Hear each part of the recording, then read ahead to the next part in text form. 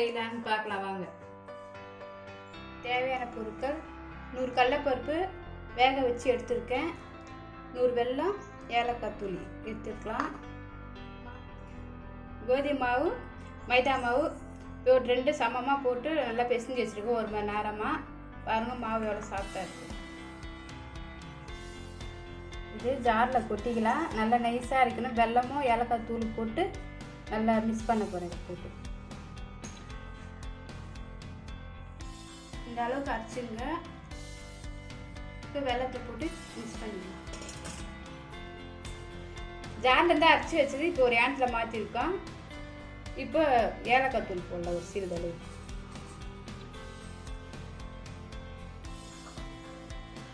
இப்போ வெல்லம் ரெண்டும் மிக்ஸ் பண்ணிங்கன்னா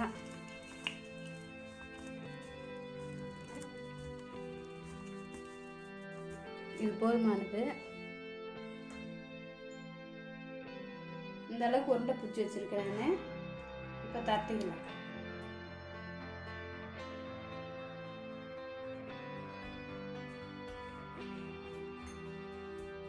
இதுமாரி நல்லா தட்டிங்க. அப்போதான் போலி வைக்கிறது கொஞ்சம் அகலமாக பண்ணிங்க.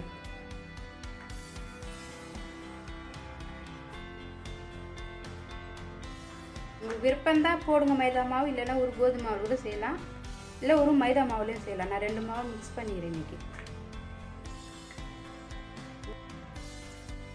கடலைப்பருப்பும் வெல்லமும் ஏலக்காய் சேர்ந்து அந்த கலவையை அப்படியே அந்த உருண்டை பிடிச்சி வச்சுருக்கேன்.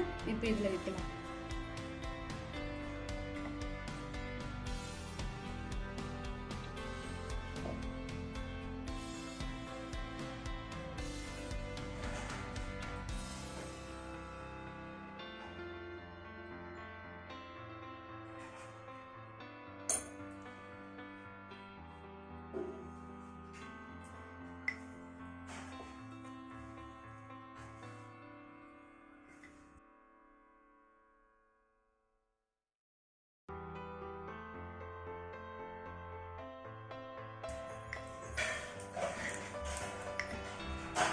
இது போதுமான அளவுக்கு அடுப்பில் தோசைக்கல் வச்சு காய வச்சுங்க.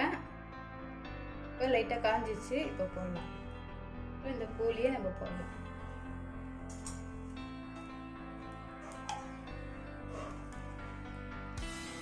ஸ்லோவிலே போட்டுங்க. நெய் ஒன்றா நெய் ஊற்றிங்க, எண்ணெய் 1 ஹவர் எண்ணெய் கலந்துக்கலாம்.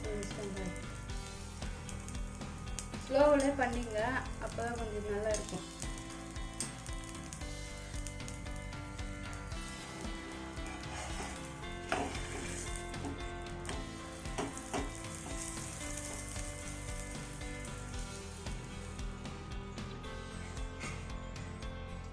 பாருங்க எவ்வளோ அழகாக உப்பி வருது, உடையாமல் அழகாக.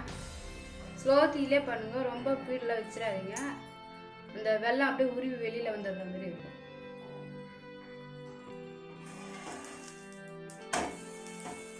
ரெண்டு பக்கமாக நல்லா திருப்பி விட்டுங்க.